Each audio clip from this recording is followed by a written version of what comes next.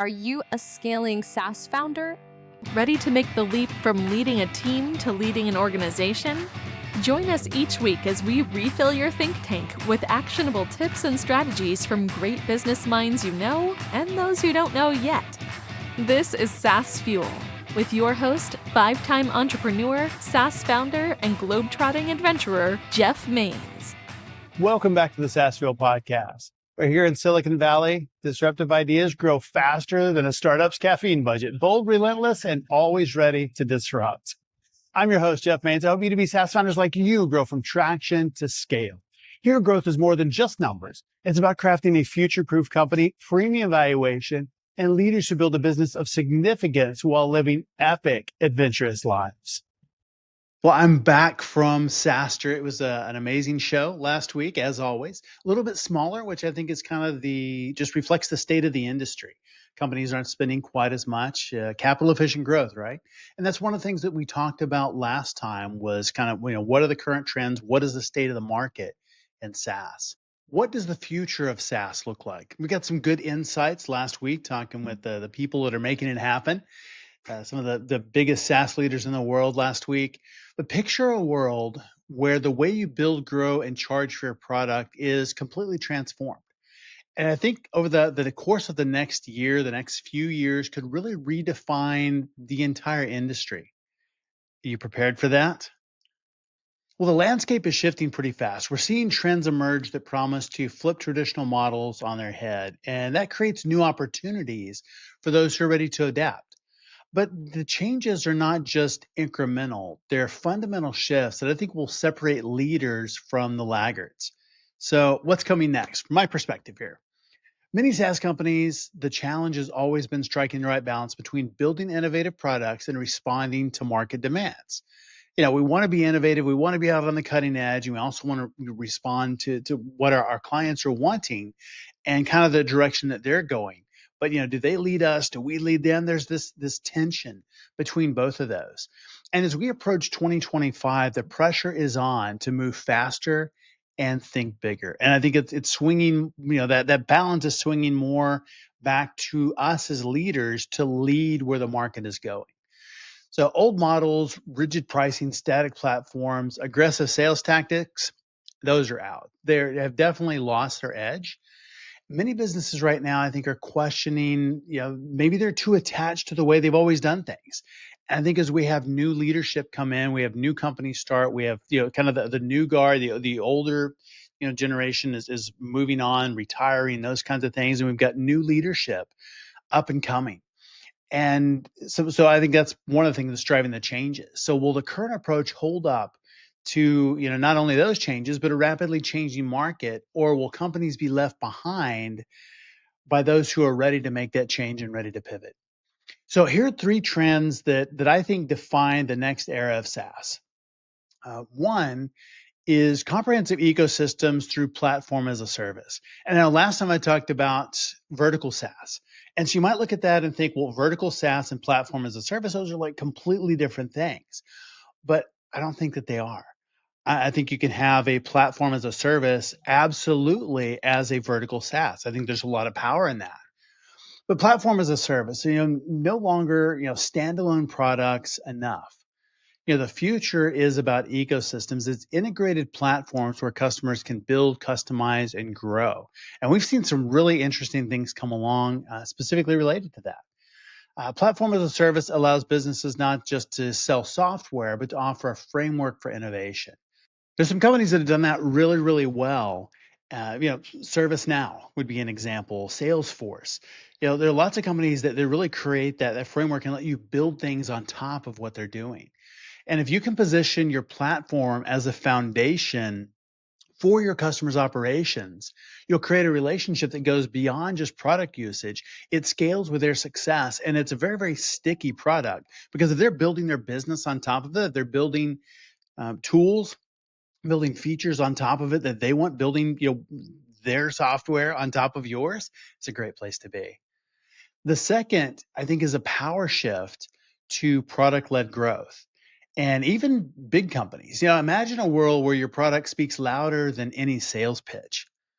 Now, product-led growth is about letting users experience value first and then naturally converting them into paying customers. There's lots of different ways to do that, a lot of different models. But the days of forcing potential clients through long-winded sales funnels are numbered. I think that is coming to an end. I mean, right now, I think it's Gartner, 75% of buyers don't want to talk to a salesperson. That's big. Part of that is a sales problem because sales doesn't add value. But there's a whole lot of other things in that as well. But companies that focus on seamless onboarding and user-driven experiences, I think will really thrive in this environment. And we're seeing some really big companies, even enterprise, try and move down and figure out product-led growth. How can we get them in? Because for every single SaaS company, one of the things they hear all the time is CAC, client acquisition cost, is one of the things that is most expensive for them, and they're trying to bring that down. And product-led growth does that. The third is usage-based pricing. I think flexibility is the new standard. We adopted that in our SaaS company way back in the beginning, and we did it because everybody else was pricing seats. And so when we could go seat cost zero and you just pay for what you use, that was a beautiful model. And it blew people's minds 10, 12 years ago. Now, I think it's really becoming the new standard. It's not a great differentiator anymore, but a lot of companies are moving that direction. And the big driver behind that is customers want more control, and usage-based pricing gives it to them. I mean, that's what it comes down to. Instead of locking users into static subscription plans, the model allows them to pay for exactly what they use. It's a win-win. Customers feel they have more freedom, and businesses gain loyalty by meeting them where they are. Flexibility, I think, will become a key differentiator in an increasingly competitive market. So, I think we'll see some hybrid models, within that. But usage-based pricing, it's absolutely here, and we've already seen these three trends at play. And a lot of times, what happens, trends, you see them at the high levels, and then they kind of trickle down and become much more mainstream. But you think about all three big cloud players: AWS, Google Cloud, and Azure. They're doing all three today: platform as a service, product-led growth, and usage-based pricing. They built an ecosystem where customers start small and then grow large and just pay for what they need. Now, who else is doing that? Snowflake, I think, is a great example of this.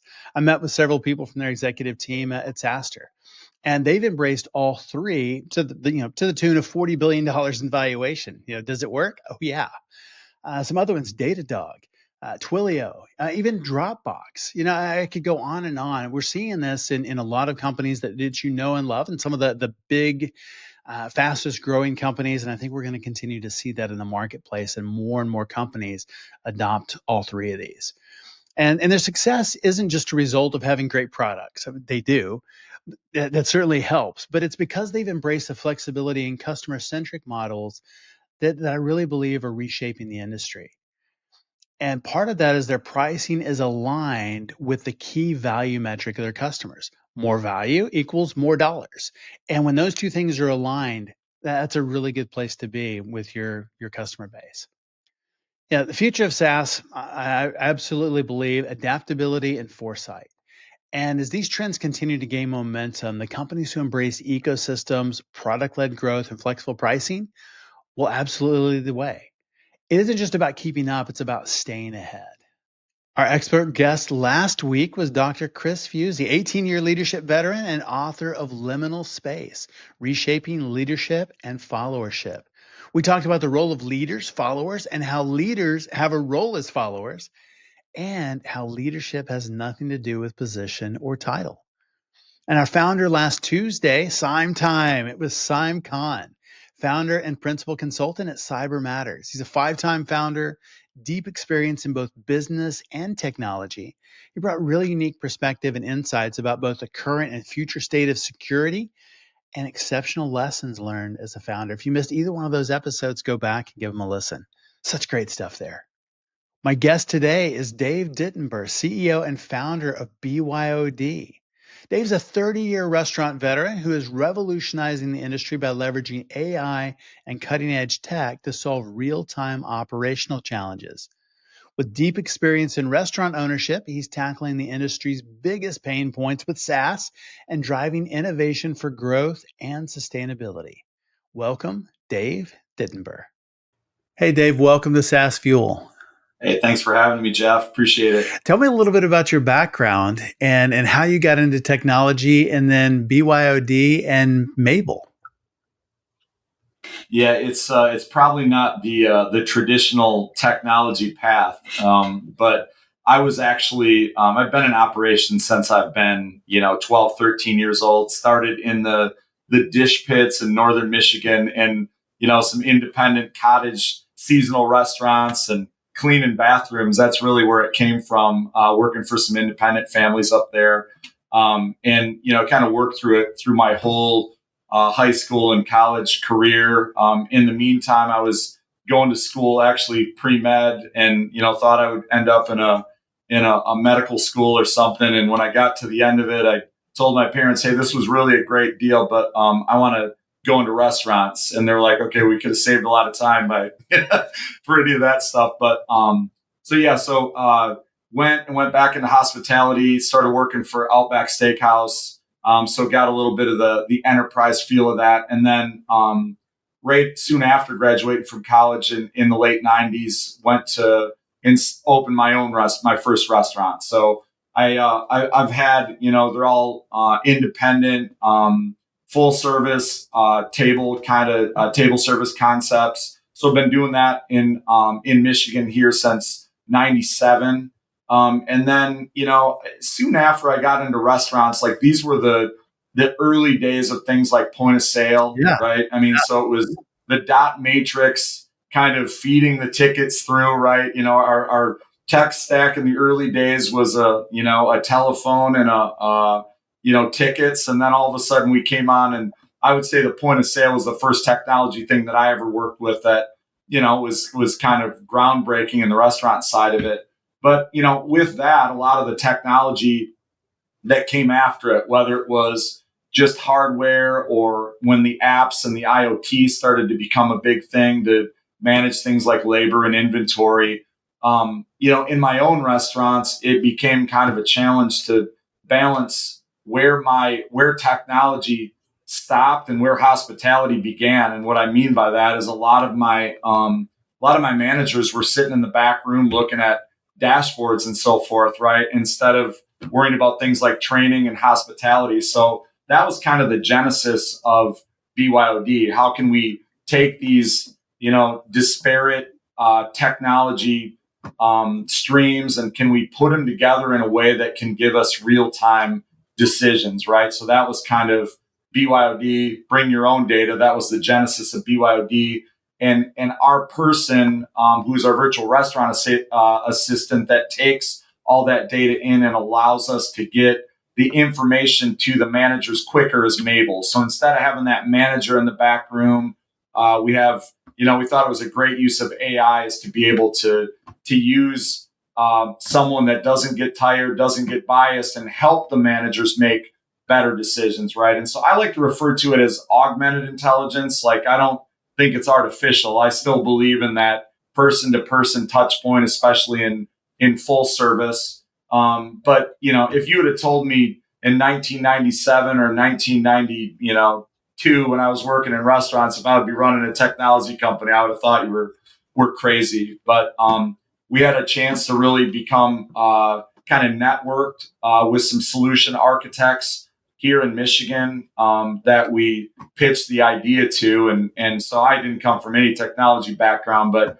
that was kind of the genesis of Mabel and the ability to kind of put that technology meets operations. And that was the birth of BYOD about just about 3 years ago now. That's fantastic. And it is a very different path than most people in a tech startup. And I think that the technology is fascinating. How does it work? What does BYOD do in the restaurant space and to give those alerts to managers and kind of keep them apprised of what's going on inside the restaurant? Yeah. So like I said, a lot of the things before, it was all dashboard driven, right? Yeah. We would 2 weeks when everything went to the CFO, somebody would crunch numbers and we'd get a report and it'd be like, okay, well, your labor's high, or, you didn't schedule enough people. And, we start to look at kind of all those manual trends you start to put together with a bunch of whiteboards and 9 keys and Excel spreadsheets, right? And, the idea was, it's like, well, can we figure out where the problem actually happens and then get that decision to the person quicker that can stop it from being, a trend, right? So how it works is it's really low touch point, right? Mabel, which is kind of that middle, you connect your point of sale through API and all this idea of anything from a API, your scheduling from API, your checklists and all the things that either are done manually or in its own kind of realm. And all that information goes to there and into Mabel, and she will then send a real-time alert to the manager to say, hey, for example, your sales are not where we predicted them. We have 4 people on the floor. You only need 3. That person can be cut, right? That was one of the original business cases. Another example is talk about you've got marketing, and whether you're small or big business, you've got a marketing initiative or an LTO that you want to have a special that, you're a sports bar and we're going to do 50-cent wings tonight. And it ties together with the Red Wings game that's on DirecTV channel 750. And, not only was it, you come out marketing or someone would come out with this great example and, or this great idea, great LTO. And then, you'd walk into one of our places and Golden Girls was on the television screen. So, simple things like integrating television guides to get that alert via, through a cell phone. We're playing around with things like the glasses and earpieces and Alexas, right? So, but primarily it's done through a cell phone alert that would deliver that text message to somebody to say, turn it to this television station, remember this marketing initiative. And then at the end of the night, most of the time we'd have to sit there and have somebody, well, this was the marketing. This is how it was promoted. How did it actually do, right? Connecting all those 3 spheres to say, hey, this is how we performed, but better yet, getting the information to the servers or the managers to remind them, kind of like a virtual alley rally before they went in, right? So really trying to make that simple in terms of how they're getting the information and how they can apply it. That's really smart. I think every business can benefit from something like that. One, data they can trust, data that's working together, not data that's fighting against itself, but having data that you can trust, but be able to make decisions not based on historical trends, but based on what's going on right now, because right now you can take action that'll change the future.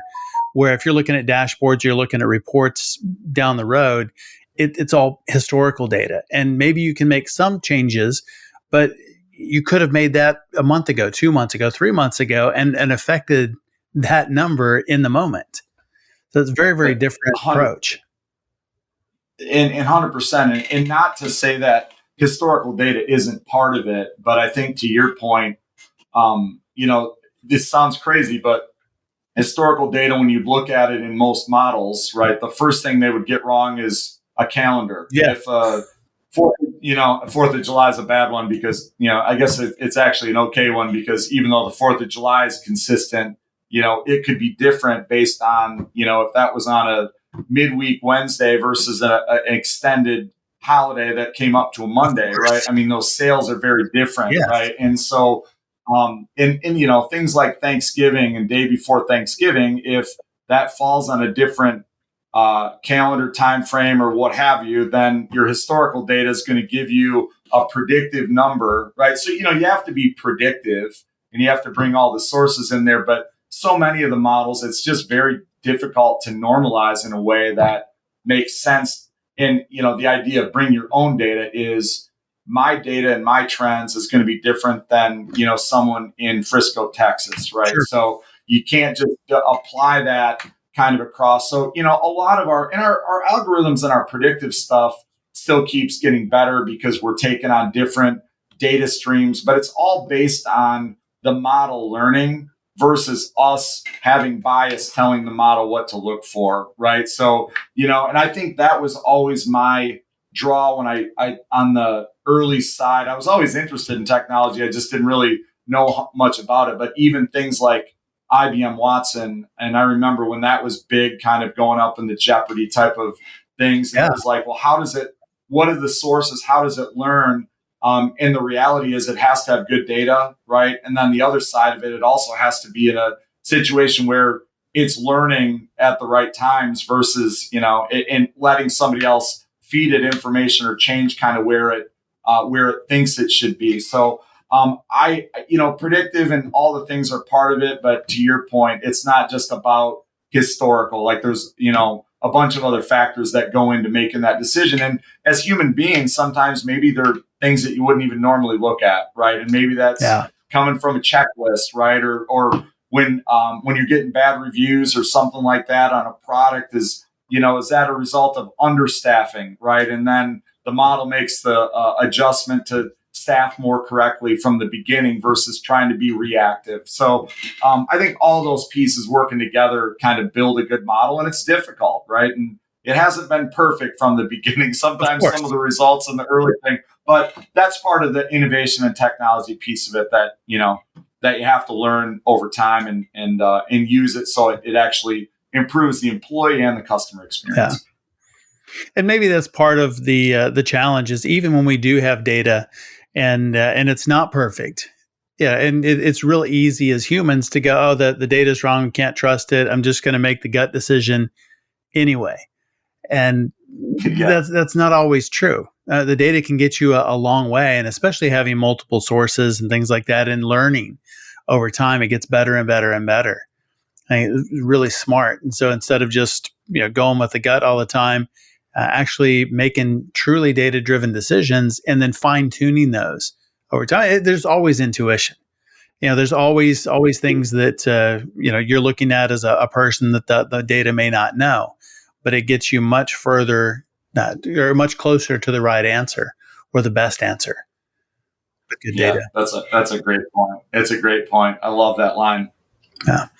Well, you mentioned checklist, and the mobile app has a checklist feature. How does that work with assigning tasks and speeding things up for employees and onboarding?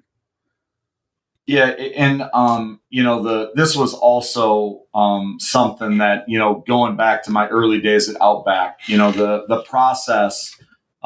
Enterprises do a great job, and I think it's one of the big differences between enterprise and independence at an operational level, right? I mean, those are the holy grail processes that are tried and true, and whether it's franchised or not, it doesn't matter. But in order to scale, you have to have those things in place. And so, I've always been, dating back when everything was manual, it was like, okay, we need to make sure that those things are in place, because if those checklists aren't followed, and again, a part of it became an issue because I've dealt with employee red book like back in the early days of documentation and things like that, all the way to early platforms that you could go in and do a daily checklist or an open or a close. The problem is when you didn't have kind of this we'll call it more holistic view. People are fighting over one clipboard or one iPad or any of that stuff. So we wanted something that was going to be very easy to implement, but also very customizable. So what we saw in a lot of the tools were you couldn't kind of customize it to your roles and who you wanted to assign tasks to. Some people like to do it based on the schedule. Some people like to do it at shift, and then you need to have flexibility to do that. So we wanted something that could be number one, we wanted something that would collect the right data that we could feed into Mabel, right? I mean, that was the whole idea of creating the tool, is that data source. But secondarily, from an operations point of view, we wanted something that would be very easy for the managers and the staff to use, and that they could customize it to what they needed to have happen in a day, right? And so all of the checklists are sent out either to the employee. And like, for example, in our places, it's set up based on what section you're in and what duties are assigned. But all of that is going on concurrently. So, everyone's kind of doing their own tasks, but, it updates to the minute. So, managers know the progress of how those things are happening, along with all the other things it has to worry about in terms of how the business is going, right? So, an employee could be checking off, doing its side work from a staff member, but there's that same checklist that's going on in the kitchen, right? So there's a lot more of that going to one spot, so they don't have to go in there and look at 2 or 3 different spots or chase somebody around. And what we found was it made it more, the employees knew what they were doing. It was a lot easier from an onboarding perspective because it was always in front of them. If you trained them how to do the tasks that they needed to do, they would have that reminder in front of them via the phone, right? And then when you're closing, it also, let's say, for example, for a close, it also cut the closing times down almost in half, right? So you're not sitting there just paying a bunch of people to try to do closeouts and things like that. So we really wanted the flexibility and the customization, right? But also something that we could, speed up the process, right? And then along with that, because it's linked to the employee, we're doing things that tie in with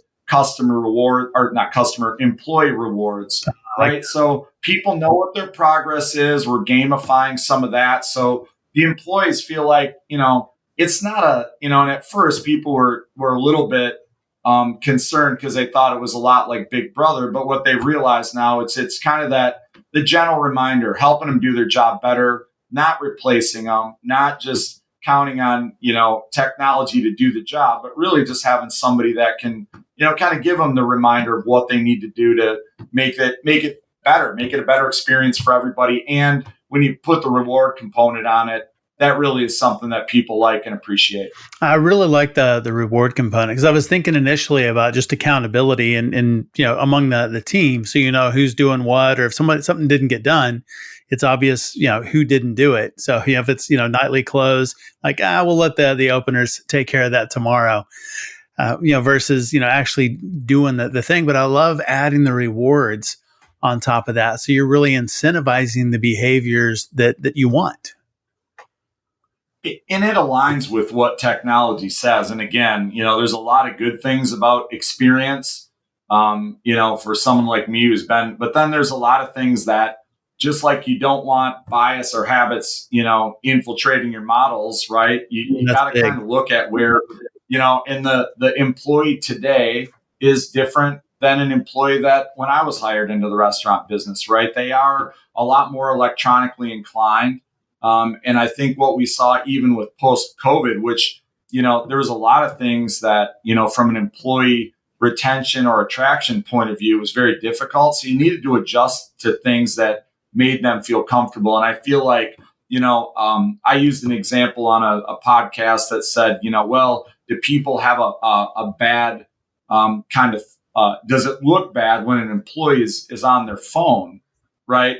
Through the service piece of it, right? Because again, when cell phones came out, what's the first thing you do as a manager? You got to be off your phone and you got to do this, but if you use it correctly, right? I think it's a really good use of technology, and it's a way they really, the new generation of worker, it's how they communicate. It's how they, feel comfortable. So it's really helped the onboarding piece of it. And frankly, it's kind of brilliant. So my answer to that was, well, if you knew that you were going to get, better service, or you were going to know more about, hey, what the great specials are in the kitchen, or if it was a benefit to you that you knew they were on their phone, would that make would it make your thought of watching someone on the phone think differently? And everybody was like, yeah, I guess if there was so to us, it allows you don't want somebody just up there reading off the phone. You like that personal touch, but if that's how they learn and retain, it's a great delivery mechanism, right? That people like me that have been in the industry for too long need to adapt that technology, right? It's so if you can encompass all that and really show them, or even be able to acknowledge it through a text message or something to say, hey, Jeff, you did a really great job tonight. Here's a $10 gift card for us to whatever, it just things like that. Really, it makes it easier on everybody, and it makes it a lot more seamless. Oh, that's really smart.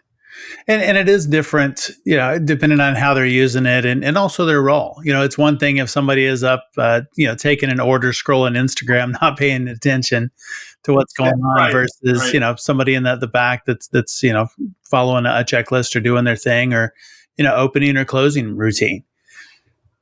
Yeah.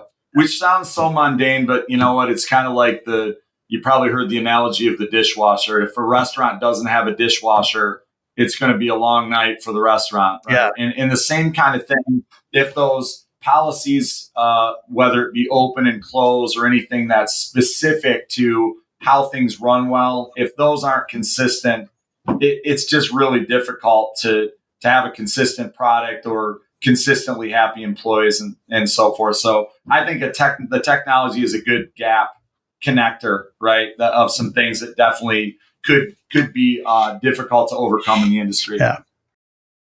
Ready to future-proof your company and scale to new heights?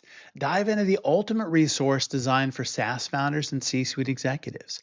Champion Leadership Group gives you an unfair advantage in scaling up revenue and outwitting competitors.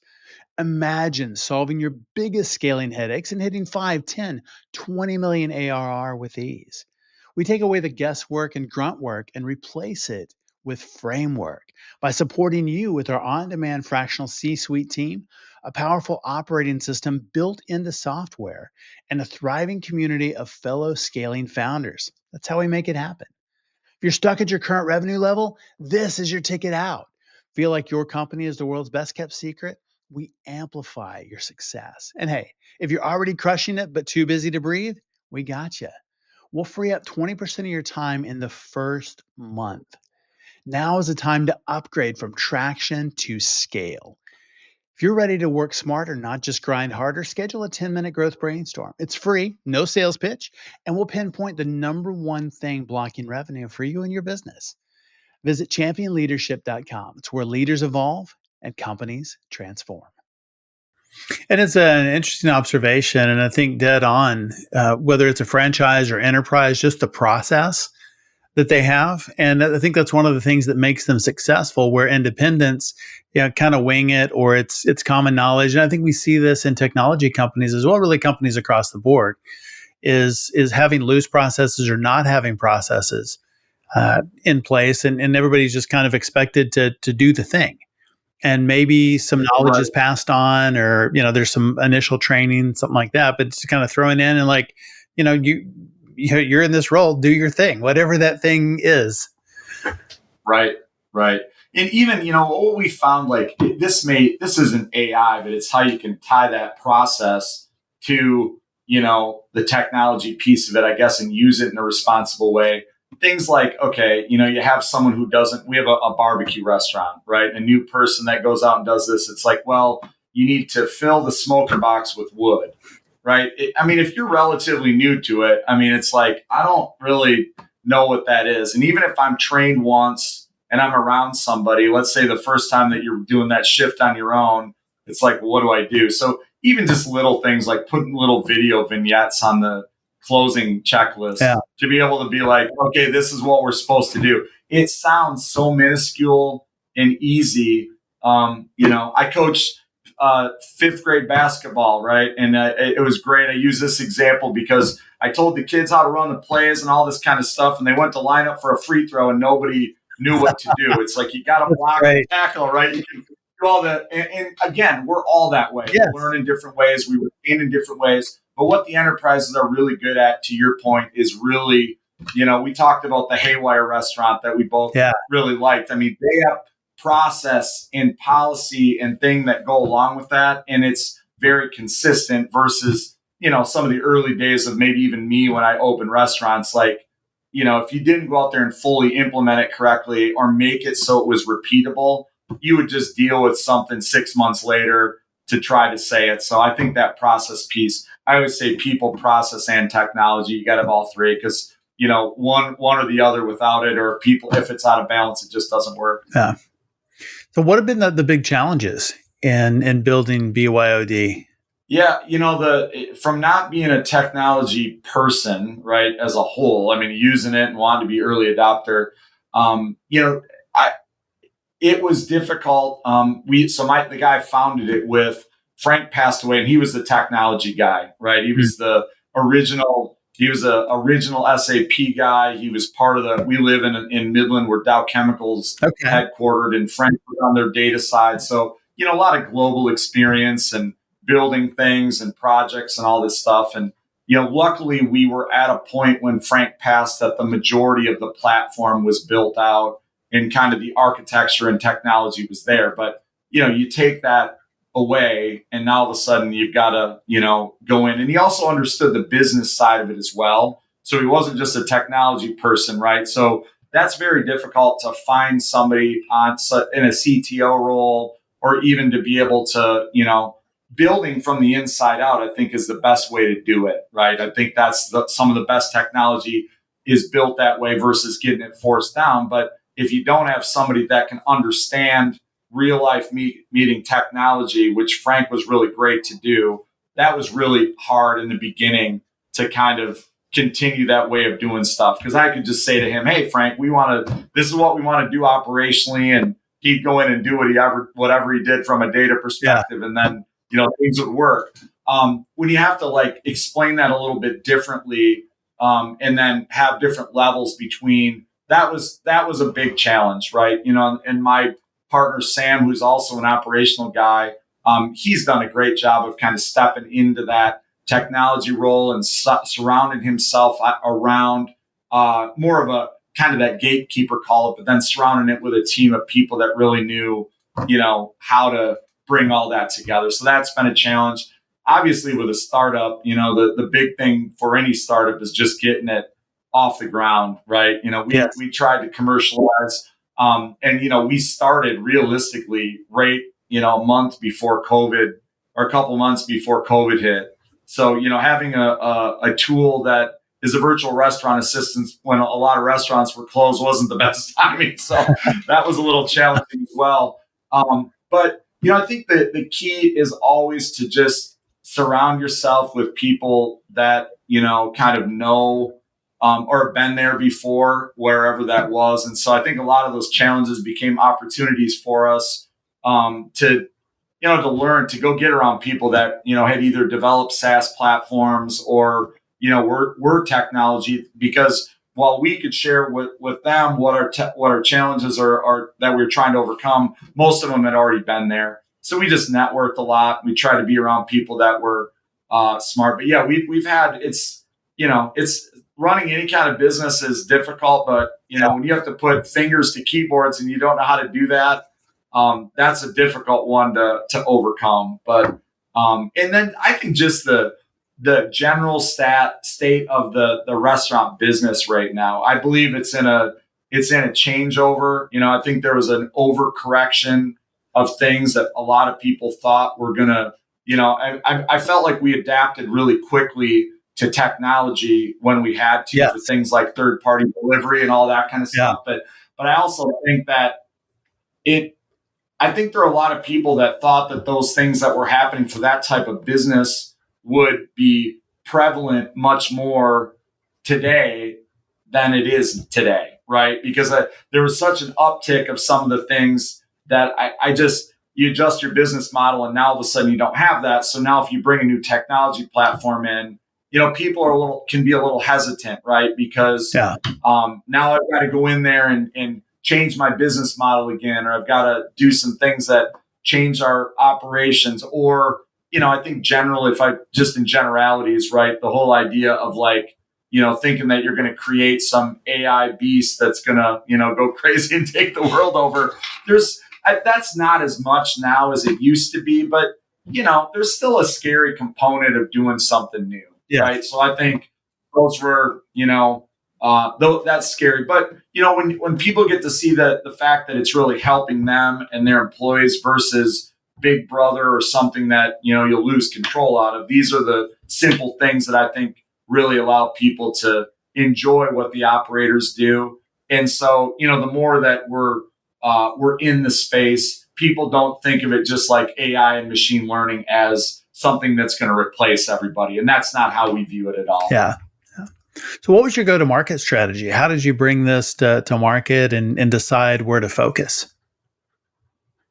Yeah, and initially we started more of a, kind of a small to mid-market type of customer profile, right? And early into the process, we got hooked up with a couple of enterprise groups, not necessarily on the restaurant side, but DirecTV is a partner of ours, and they had a hospitality division, right? So we started to network with a lot of the enterprise folks, and we realized that because, like everything else right now, consolidation and just the size of the groups, that we were going to have an enterprise piece of that, right? So our initial go to market was, we, with being in the industry a long time, I've been part of groups like the National Restaurant Association and Michigan Restaurant and Lodging Association. So we were able to try the technology with friends and people that we knew, right? But so we got the initial test markets that were very good and accessible, right? But then,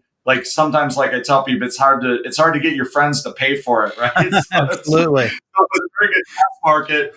But then, kind of the idea was we felt like we could use that smaller customer profile to really, get things right. And then in the meantime, kind of develop that enterprise go-to-market. So we actually slowed that go-to-market in that smaller operator phase. Not that we don't work there, but we have a channel that we go through.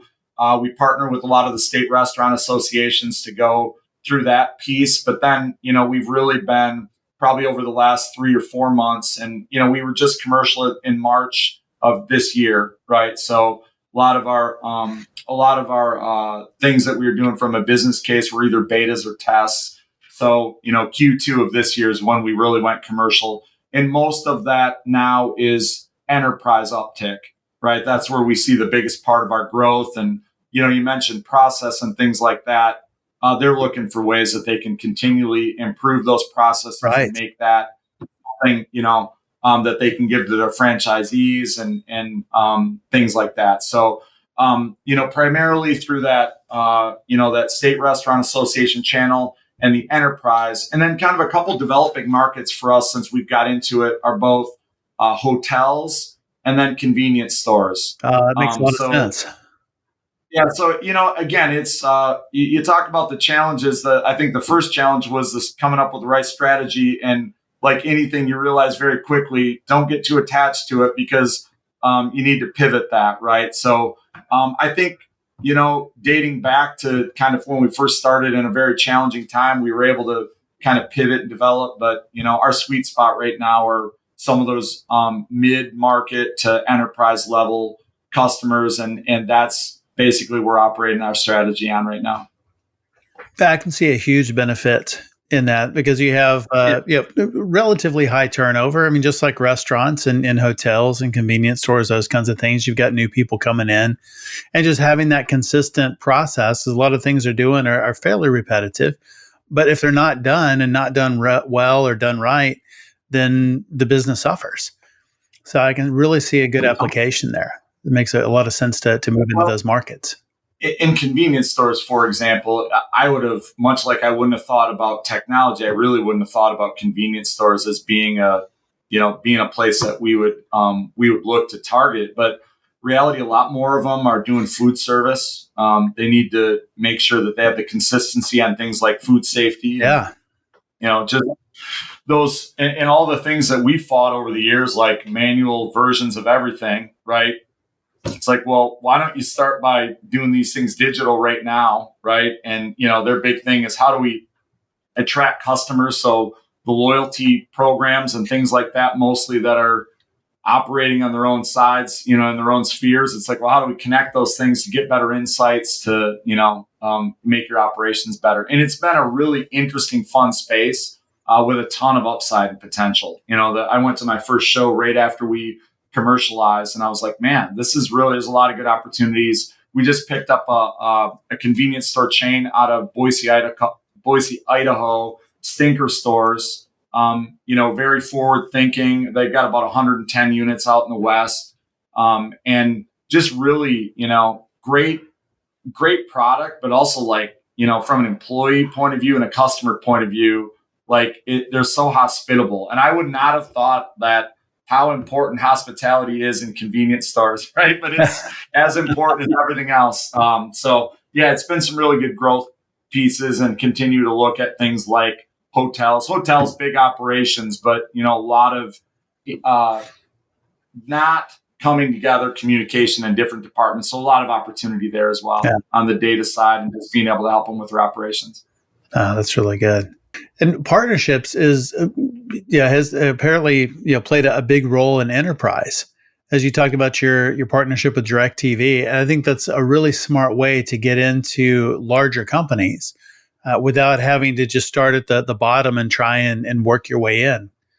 Yeah, Jeff, we've been, again, early in the process. And I think people looked at us like we were crazy, because it's like, well, what does television have to do with hospitality, or what does that have to do with AI? Yeah. And we've come up with some good things that, are really good business cases. Like I said, the one with the channels and so forth, and integration of the guides. But as we proved that we had some flexibility, with the use cases early, they had some great relationships with customers that they're like, hey, I think you could help them with a labor issue they may have. And, developing those relationships and trust with enterprise customers that, they're trying to get sold something every day. Right. So we probably wouldn't have been at a table to talk to those people, so it's been really good for us. And, more importantly, we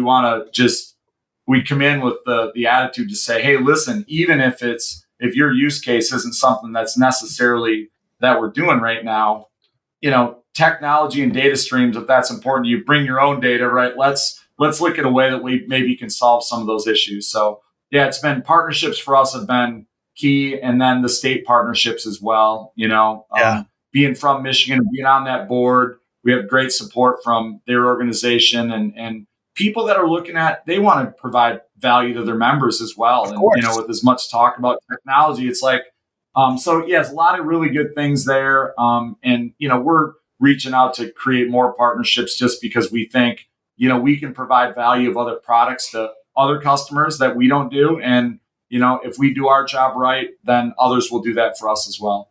Yeah. So, with the partnerships, the enterprise is probably more sales led. Are you primarily sales led or product led, or some kind of a combination of those? It's a little bit of both. I think, again, product is, if I really look at our product is the middle that doesn't really care where the data comes from, right? We want to be really kind of Switzerland when it comes to that, right? Like, we're not a data company. It's not like we're bringing in data to sell it, right? It's like, how does that customer use their data to do something? So, we provide all the tools to people, but if somebody already has something in their tech stack that's already implemented, right? You don't want to have to change that over if it's something that works. So, in that situation, it'd be more of a, it's more of, or if it's less about a product, right? And it's more about a solution, right? How can we solve your problem that you're trying to do versus with the things that you already have in place? In sales, sales have been really an interesting thing, because again, when you have the right partnerships, instead of going out like lead gens and a lot of the things that we were told in the beginning that we had to worry about, like, we can be a lot more tactical or strategic through relationships and getting to know people. So while you're doing sales, it's not necessarily in that same traditional way, right? Yeah. Like, it's much more so, which has been great. So I think it just depends on the relationship and the customer, and then again, what their needs are, right? You don't want to go in there. I always think about people that try to sell me something, and it's like, well, I don't need the lawnmower. I just need the bagger, so why? And again, if you try to sell everything, then you end up probably selling nothing. So I think just that whole thing of really understanding the company's business. And, that's difficult for a startup, because you have so much pressure that you need to grow faster and you need to bring all these people on and all that kind of stuff. But the reality is you need to, like, apply the most value to the end user, because if you don't, there's really no stickiness to the product in the first place. So, I think it's a little bit of both. And, again, that's a challenge, right? It's like, what's the right way to do this? And, but that's been really lucky for us to have some really great relationships with some people that we've trusted, but they're also long sales cycles too, right? You don't go in with a big group and think that, oh, we're going to talk about it, we're going to sell it, we're going to implement it. And I mean, right. There's a lot of learning curve on that side of it that we've had to adjust with. And, even adding things like, there were terms I remember sitting in the first enterprise meeting where it's like, okay, this is the roster of people you need. And it's like, oh, we need this customer success person. And, we get up from the meeting, this is over a year ago. And my partner and I were in there and it's like, hey, do you know what a customer success person is? So we've had to learn, right? There's lingo, there's acronyms, there's all that kind of stuff so it's, and again, so it's not just as much about, hey, here's our product, let's go in and do it. You got to kind of understand, the totality, or at least not even totality, but at least understand where they're coming from, because the bigger the enterprise, the more complex it is to run and do business with them. Right. So we're learning every day. I love that. And SaaS is acronym soup. There are so many acronyms and I mean, technology overall. And I think some of those just made up stuff by MBAs to try and keep people out. But I mean, so many different terms and things like that would be, unique. You wouldn't hear about that customer success, maybe in technology, but not necessarily in the restaurant world. Just kind of different names for different things, but they, it's service people. 100%. Well, and again, even, talking about SaaS platforms in general, I mean, there's a lot to learn. Yes. Right. I mean, going from, you think that it's about a per subscription per month and ARR and all this stuff like that. It's like, no, there's accounting rules that you have to follow. And there's certain sets of standards that you have to be in, I'm sorry, a restaurant manager that grew up in Northern Michigan. It's not like we're in Silicon Valley, right? So there was a lot of learning curve, and it's all doable, right? And I always think that you just really have to be resilient. You have to, we went out and got a SaaS accountant that is like, yeah, you guys, the way you're doing this is not. If you take this into somebody that you're either looking from an investment or they're going to look at it and be like, yeah, no, come back in 6 months and we have this. So there's just a lot of things that you learn as you go, but I think that you just need to be open to that. And frankly, I've been really, on certain parts of it, I've been really surprised how if you're just honest with people and say, yeah, hey, we have the ability from a process management or professional services or whatever, you build up those networks around you. You can, as long as you're willing to sit there and say, hey, let's work together, a lot of people are really understanding, right? To if they want to do business with you, they'll find a way. So, yes, absolutely. So how did you think about funding? Bootstrapping versus raising versus, debt. I mean, there's a million ways to fund a business. What was your thought process around that? Well, again, coming from a traditional non-SaaS, business kind of position, right? I was always if I did take on debt, it was really simple debt. It was bank debt. And it was, something that was sign here and do this and submit these forms. And, it wasn't if you like seed and staging and how you get to the point and, debt instruments. And, so we started, we bootstrapped and we self-funded, probably the first 2 years. And then as we were looking to say, okay, as you're going to, be more viable and you're going to build a business, it has to be investable. So we went out and raised a little bit through safes and convertible notes. But right now, I mean, it's a big piece for us because we've been working with some private equity firms that, own some assets that are aligned with us very well. And they're really interested in kind of our journey. That is much different of a process that we've went through than anything I've been through before, right? There are stringent guidelines and things that you need from a due diligence point of view. And again, before we got there, we said, well, would we just fund this next stage of growth through debt? right? Do we, where do you choose the equity events? How do you make these things right? And so there's a lot of decisions to be made, and we've been really lucky to have some investors and some advisory board members that have been in these stages before. And they're also really good to be like, okay, they're very good situational planners. So, if it's another round of safes versus, a debt instrument, or looking to go out there and find another investor that can scale you faster, so there's been a lot of education, right? The other thing is sometimes they put the CEO title behind your name and you think that you should know everything. And the reality is there's a lot of people that have done it before. And I've been lucky to have some really good mentors that have, kind of said, hey, these are things that you can consider. And then we also are really transparent with our investors, right? If we're going to go do something or thinking about doing something, we communicate that. And so I think that it really puts us in a position that, even if we may not be someplace to 6 months or a year down the road, we're talking about that now, right? And along with running the business, I think you have to be looking at what are the options, what are the best ways to put, the company in the best possible situation you can be. So we've looked at them all, and a lot of it, you just rely on people that have been there before and I guess make the best decisions that you can. But yeah, it's been an interesting journey to say the least, because that wasn't my area of forte 3 years ago. But you learn a lot really quick, Jeff. That's true. Drinking from the fire hose situation is definitely real. Yes. Well, where can people learn more about you and about BYOD online? Yeah, so I'm on LinkedIn. So David Dittenber, BYOD.ai is our website. We've got a podcast that's called Operational Hacks, which is myself and Sam. And, we bring some various people through the industry that, are kind of technology meets operators. So that's primarily our place, LinkedIn,